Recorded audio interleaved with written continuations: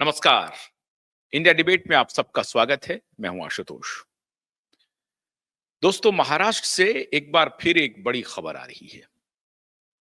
पिछले दिनों हमने आपको एक तस्वीर दिखाई थी कि किस प्रकार से पिता पुत्र मिल रहे हैं देवा भाऊ से, और उसके बाद पुत्र भी मिल रहे हैं। किस सिलसिले में मिल रहे हैं, क्यों उनकी हॉबनॉबिंग बढ़ रही है, एसआईटी का क्या खेल चल रहा है, एसआईटी कैसे एक्टिव हो गई है।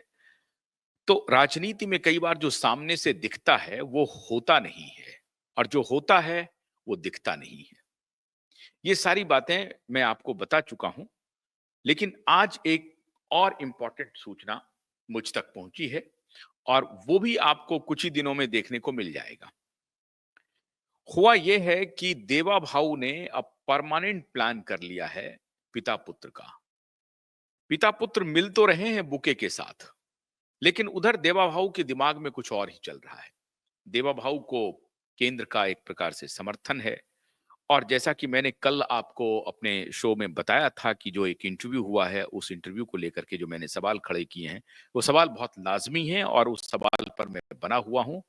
ये और बात है कि कल से लेके आज तक में मुझे बहुत सारे फ़ोन्स आए, और उनका कहना है कि नहीं, आप प्रधानमंत्री पर भरोसा रखिए, प्रधानमंत्री कुछ ना कुछ करेंगे, निश्चित रूप से करेंगे। और जो बात आप देवा भाऊ के सिलसिले में कह रहे हैं, आपको यही बात इनके बारे में भी कहनी पड़ेगी, क्योंकि देवा भाऊ को अगर सिग्नल मिल रहा है, तो कई बार राजनीतिज्ञों की एक मजबूरी होती है कि सामने से वो दिखाते नहीं हैं कि वो आपके खिलाफ क्या करने वाले हैं, या उनको ये पता नहीं होता है, बाएं हाथ को पता नहीं होता है कि दाएं हाथ क्या कर रहा है, और दाएं हाथ को पता नहीं होता है बाएं हाथ को कि क्यों दायां हाथ क्या कर रहा है, बाएं हाथ को भी पता नहीं होता है।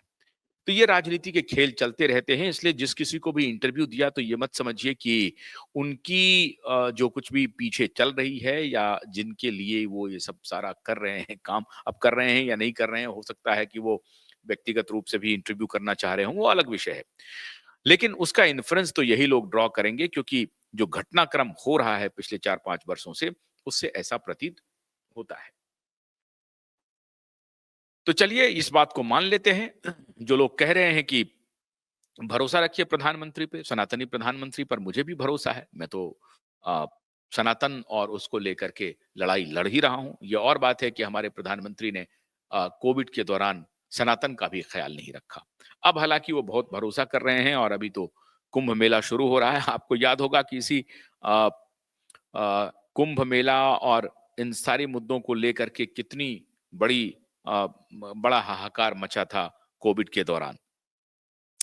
और कोविड में जो लोग ये कह रहे थे कि अ, साहब, ये नीम हकीम खतरे जान, आज हमारे प्रधानमंत्री और अब तो चीफ जस्टिस ऑफ इंडिया, उन्होंने भी कहा कि प्रधानमंत्री ने मुझे फोन किया कोविड के दौरान और कहा कि आपको अगर तकलीफ हो रही है, तो आप इन इन नेचुरल तरीके से अपने आप को दुरुस्त कर सकते हैं, ठीक कर सकते हैं, और इसीलिए कोर्ट परिसर में एक हीलिंग सेंटर भी खुल गया। खैर, ये तो मैं इसलिए आपको थोड़ी भूमिका बताया कि जो बात हम कहते जा रहे हैं, वो सारी की सारी बातें सच होती जा रही हैं, और प्रधानमंत्री मान भी रहे हैं। राजनीतिक पार्टी के जो अगर शुचिता की राजनीति करने वाले लोग हैं, वो मान भी रहे हैं।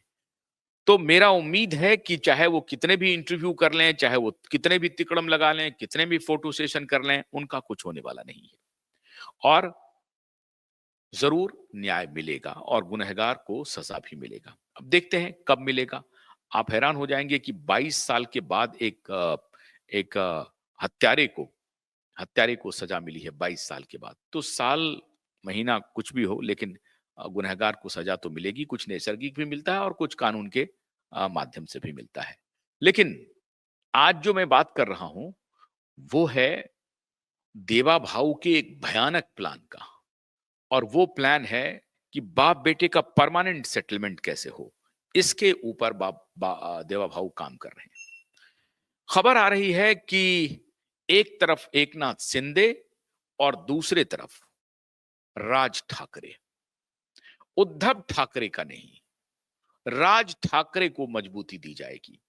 एकनाथ शिंदे शिवसेना के पुराने वोटर को अपने साथ जोड़ चुके हैं, और पूरा शिफ्ट हो चुका है शिवसेना का परंपरागत वोट।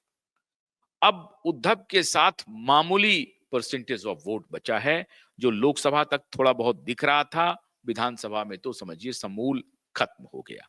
अगर राज खड़े नहीं होते, राज के पुत्र वर्ली में खड़े नहीं होते, तो उनका पुत्र भी, ये जो माननीय आदित्य ठाकरे जी हैं, ये भी चुनाव हार गए होते।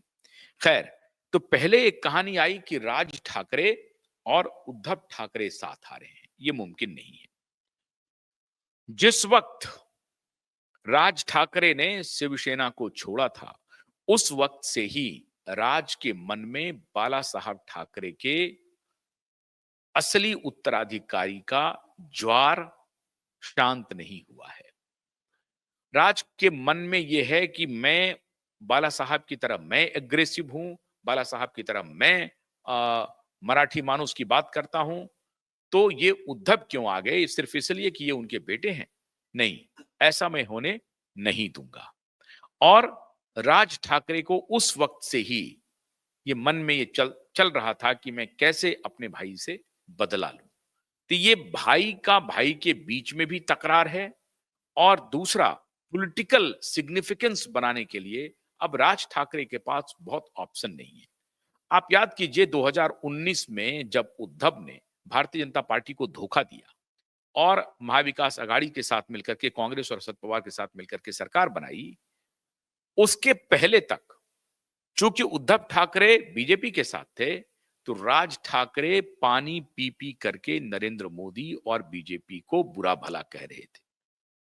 लेकिन जैसे ही उद्धव ठाकरे ने पाला बदला और अपनी गाड़ी का गियर कांग्रेस पार्टी और शरद पवार की तरफ मोड़ा, राज ठाकरे ने अपनी गाड़ी का स्टीयरिंग मोड़ दिया भारतीय जनता पार्टी की तरफ।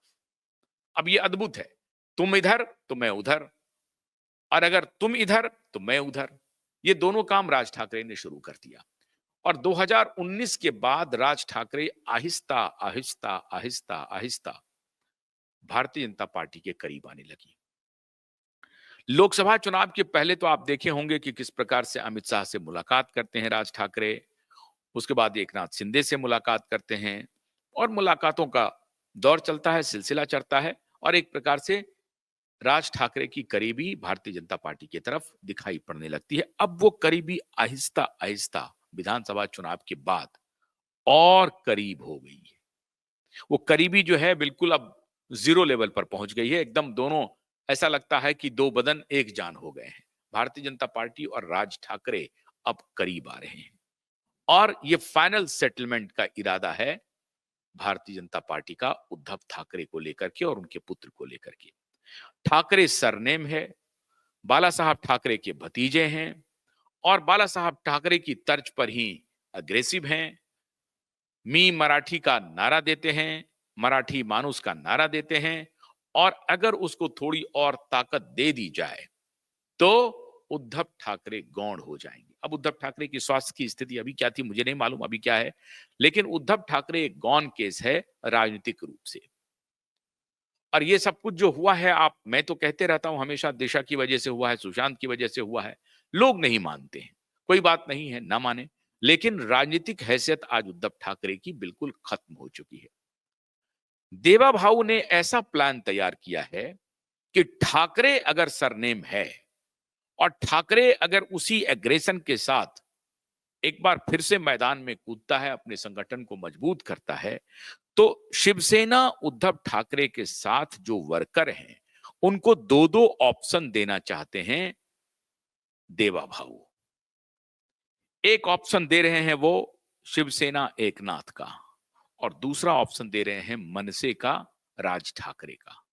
और उनके वर्कर को, उनके समर्थकों को भारतीय जनता पार्टी कह रही है कि अगर आप मेरे साथ आने में आपको कहीं दुविधा हो रही है, दिक्कत हो रही है, तो या तो आप एकनाथ शिंदे का रास्ता पकड़ लीजिए या मनसे का रास्ता पकड़ लीजिए, और इसे पकड़ाने में हम पीछे से मदद करेंगे आपकी।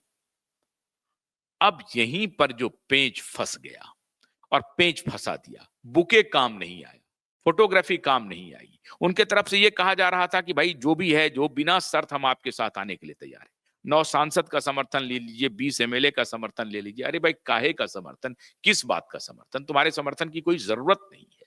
लेकिन यह बात पोलाइटली भी देवा भाऊ नहीं बोल रहे हैं। क्यों? बोलने का कोई फायदा नहीं है। क्यों? जो इनको करना है वो तो इनको करना है।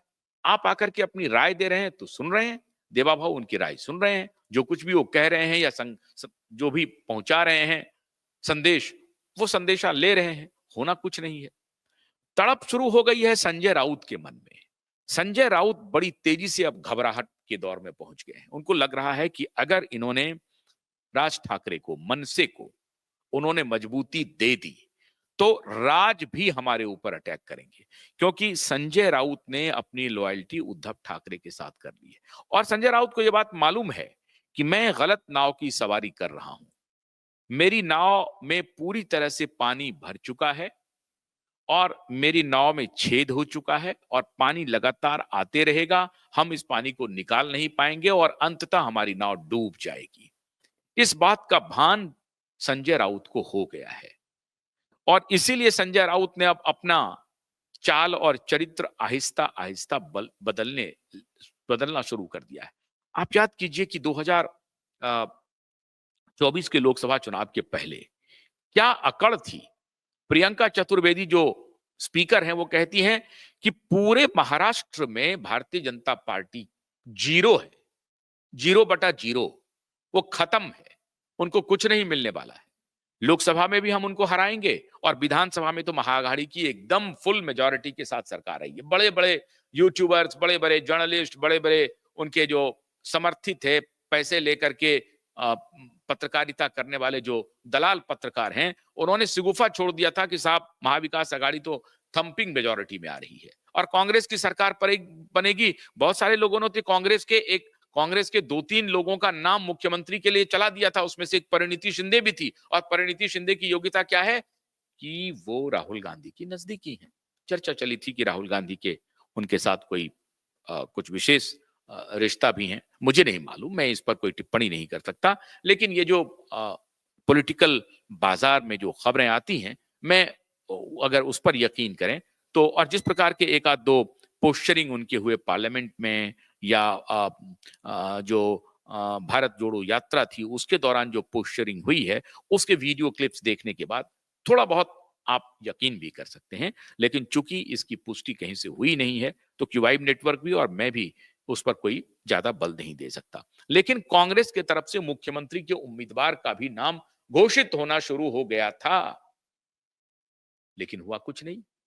क्या हुआ हस्र कांग्रेस पार्टी का, क्या हुआ हस्र शरद पवार का, ये आप सबने देख लिया। अब अगर राज ठाकरे को भारतीय जनता पार्टी मजबूत करती है तो उससे दो बातें होंगी। एक तो एकनाथ शिंदे के ऊपर भी चेक रहेगा।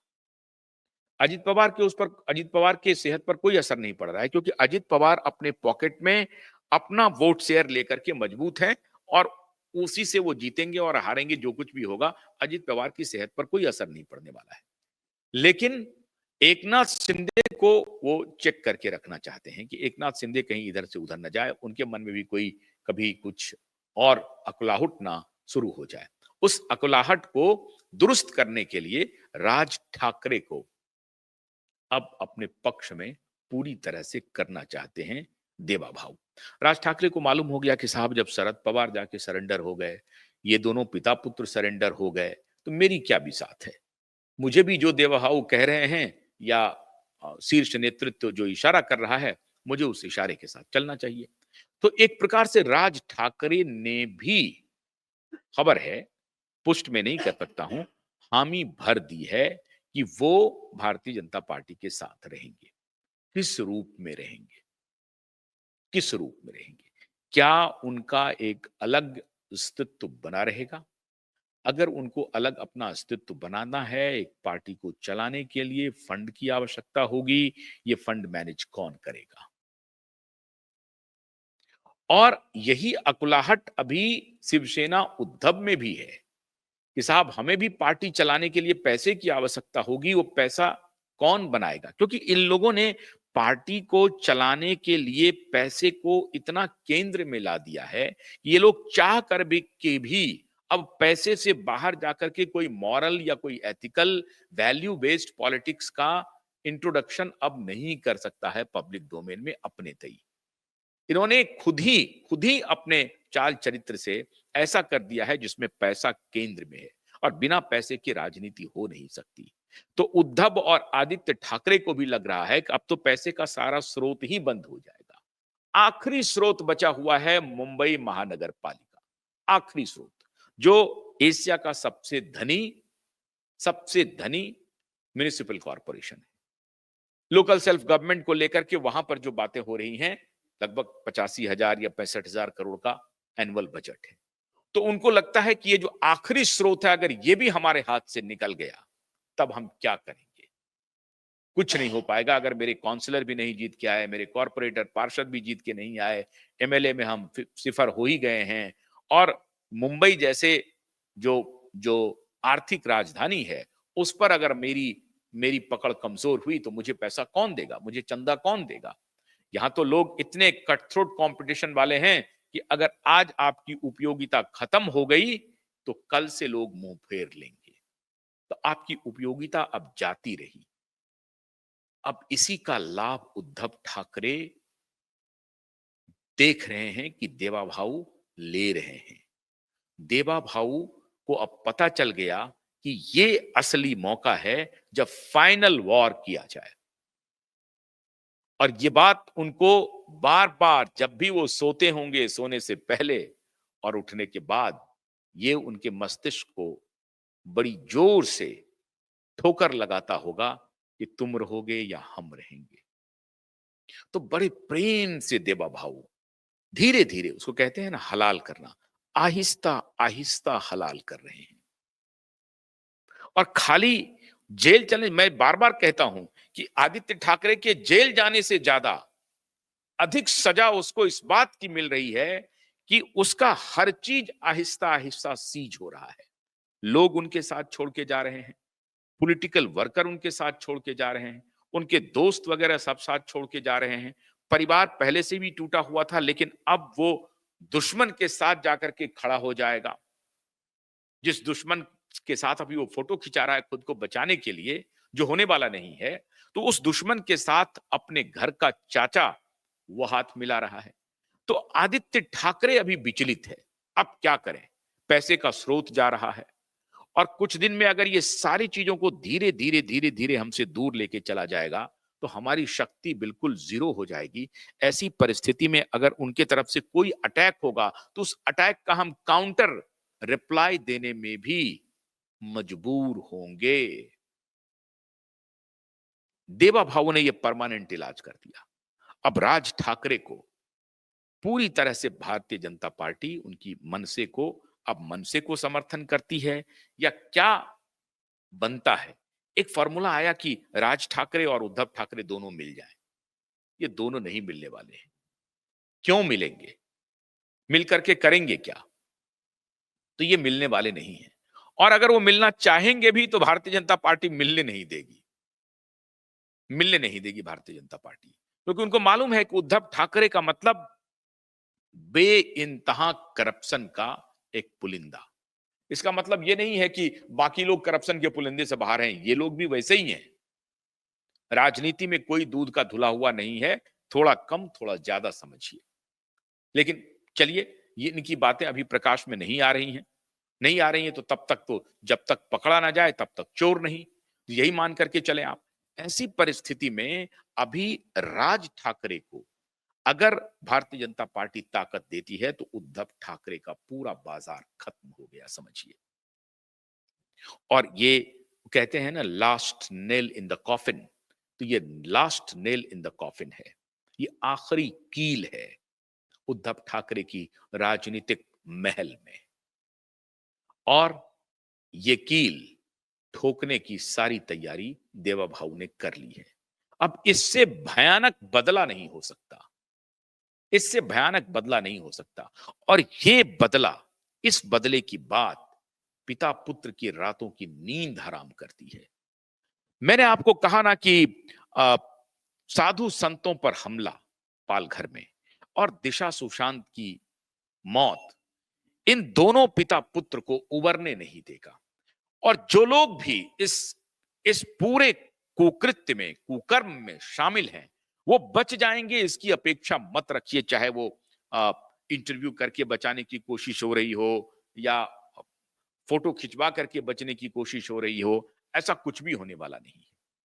तो राजनीतिक रूप से देवा भाऊ ने उद्धव ठाकरे को पूरी तरह से नजरबंद कर दिया है। पिछले दिनों जो मैंने आपको बताया था कि कैसे संजय राउत की पिटाई हुई है और वो भी उद्धव आदित्य के सामने में पिटाई हुई है। उसके बाद से ही ये सामना में आटकी लाना शुरू हो गया कि देवा भाऊ कमाल के हैं, क्योंकि उनको लग गया कि साहब अब तो हमारे अपने लोग हमें पिटाई कर रहे हैं, कमरे में बंद कर रहे हैं।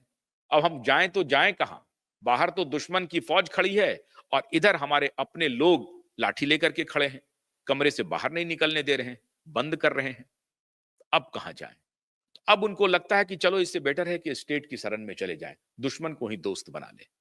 तो दुश्मन को दोस्त बनाने में उनको ज्यादा आसानी दिख रही है। जो दोस्त हैं वो तो दुश्मन ऐसे बन गए हैं कि अब वो पिटाई पर उतर आए। तो कम से कम दोस्त ने तो अभी तक सार्वजनिक रूप से फिजिकल कोई पिटाई तो नहीं की है, लेकिन दोस्त जो अपने हैं वो तो कमरे बंद करके पिटाई कर रहे हैं, ये खबर आ रही है। अब अगर ऐसी बात हो जाए तो कोई नेता क्या करे? अपने दुश्मन को ही दोस्त बना लेंगे। वही काम कर रहे हैं संजय राउत। संजय राउत सोचते हैं कि साहब पिता पुत्र भी कहीं हमको ना आखिर में झटक दे। अगर राज ठाकरे उधर गए तो क्या होगा? तो संभल संभल के संजय राउत जो पहले अनाप शनाप अनर्गल अहंकार, आप याद कीजिए वो दौर जब उन्होंने कंगना रनौत के घर को बुलडोज किया था। किस प्रकार की भाषा बोलते थे संजय राउत? आओ तो सही, मुंबई आओ तो सही, देख लेंगे, बुलडोज करेंगे, कानून क्या होता है, ये भाषा थी संजय राउत की। संजय राउत की यह भाषा होती ही थी कि कानून क्या होता है, कानून हमसे है, हम कानून से नहीं है। इस भाषा का प्रयोग करते थे संजय राउत। और बाप बेटे तो अलग भाषा का प्रयोग कर ही रहे थे। उनकी भाषा तो हम कई बार आपको सुना चुके हैं। इतना ही नहीं, विधानसभा चुनाव के पहले एक वीडियो वायरल हुआ था।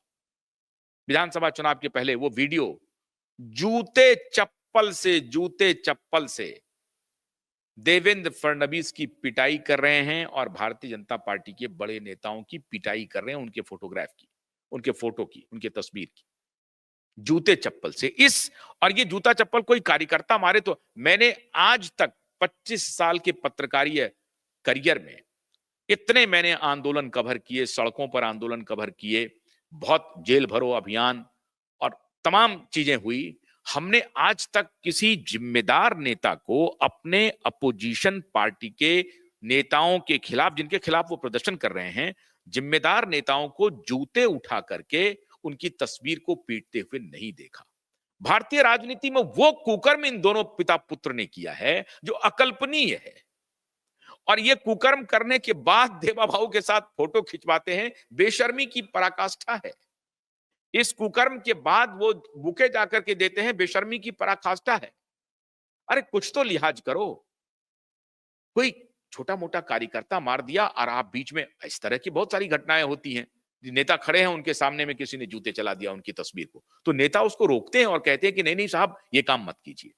जब एफईजी जो पुतले जलाए जाते हैं, उस वक्त भी नेता कोशिश करते हैं कि खुद नहीं खड़ा रहे, लेकिन खैर पुतले जलाने में तो बहुत सारे नेता खड़े रहे हैं, ये तो इतिहास रहा है। लेकिन जूते जलाना एक बात है, जूते मारना जलाने से ज्यादा खतरनाक है। जलाने को तो कहते हैं कि चलिए ये तो खराब चीज है, हम खराब चीज को जला रहे हैं, लेकिन जूते मार रहे हैं आप अपमानित कर रहे हैं, बेइज्जत कर रहे हैं।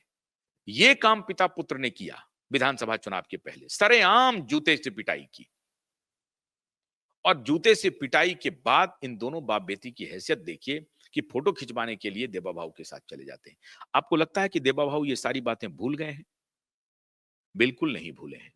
आज अगर परमवीर को देवा भाऊ अपने साथ रखे हुए हैं तो क्यों रखे हुए हैं? साथ का मतलब है कि ऐसा नहीं कि वो अपने साथ लेकर के घूम रहे हैं, लेकिन परमवीर की सारी बात सुन रहे हैं, क्योंकि उनको मालूम है कि परमवीर के पास सारे राज हैं। इन दोनों पिता पुत्र के बहुत सारे राज हैं, वो सारे राज को अब निकाल रहे हैं और वो राज एसआईटी तक भी जा रही है।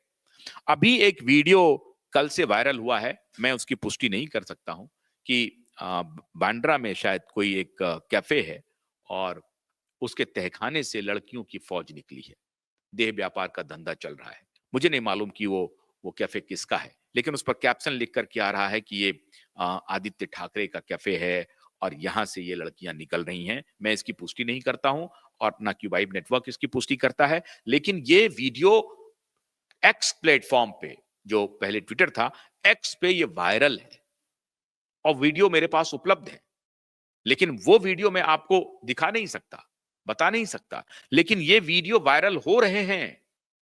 अब सच बात क्या है मुझे नहीं मालूम, मैं इसकी पुष्टि नहीं करता। अगर मैं ये आपको वीडियो दिखाऊंगा भी, तब भी मैं शायद इसे यही कहूंगा कि इस वीडियो की पुष्टि मैं नहीं करता हूं, हमारा क्यूवाइब नेटवर्क नहीं करता, इसलिए मैं वो वीडियो नहीं दिखा रहा हूं। वो वीडियो बेहद विभत्स है।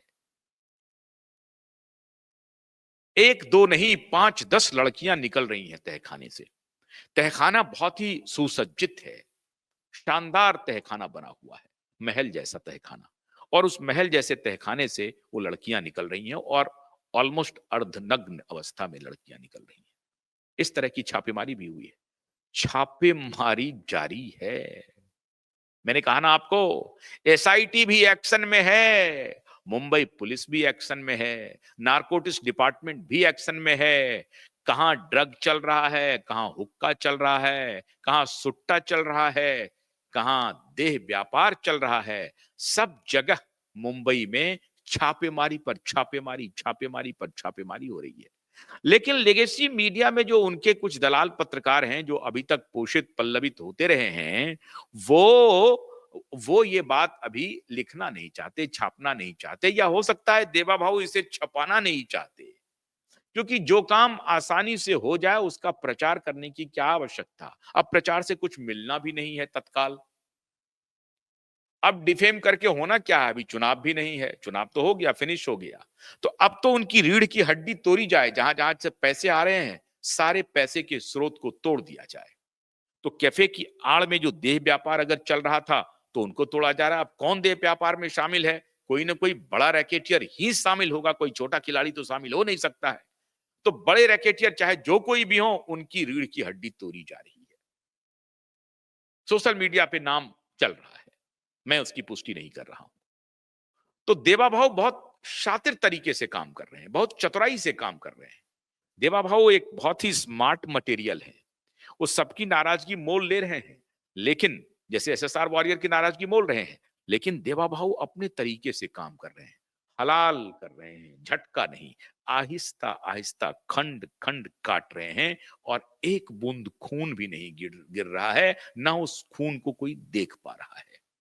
इस प्रकार की आहिस्ता आहिस्ता स्लो पॉइजन दिया जा रहा है देवा भाव की तरफ से। उनके सारे इनकम के स्रोत, पॉलिटिकल इनकम के स्रोत, चलिए भाई, ये जो मुंबई महानगर पालिका का चुनाव है उसमें हो सकता है तो दूसरे को खड़ा किया जा रहा है, खड़ा हो रहे हैं लोग, मनसे को ला रहे हैं। और उधर एसआईटी एक्शन में आ गई है, उधर नारकोटिक्स डिपार्टमेंट का चल रहा है छापा, और इधर सामान्य पुलिस भी छापेमारी कर रही है कि कहां देह व्यापार चल रहा है, कहां क्या चल रहा है, किसका है नहीं है। मैं फिर एक बार कहता हूं कि वो वीडियो जो वायरल हुआ है, जिसके कैप्शन में ये चल रहा है, मैं उसकी पुष्टि नहीं करता, ना ही क्यूवाइब नेटवर्क पुष्टि करता है। लेकिन जिस प्रकार से मुंबई पुलिस एक्शन कर रही है, वो कुछ और इशारा कर ही रही है, इस बात को तो मानना ही पड़ेगा। कोई ना कोई तो होगा बड़ा प्लेयर, जो इस तरह से ब्रॉड डे लाइट में तहखाना बना करके, एकदम मालीशान तहखाना बना करके सेक्स रैकेट चला रहा है। तो ये सारी बातें अब प्रकाश में आहिस्ता आहिस्ता आ रही हैं। अब इससे भयानक प्लान क्या हो सकता है? पिता पुत्र की बर्बादी का।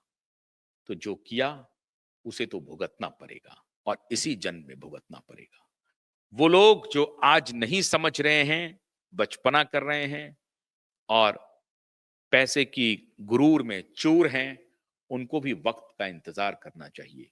वक्त बहुत बलवान होता है, समय बहुत बलवान होता है।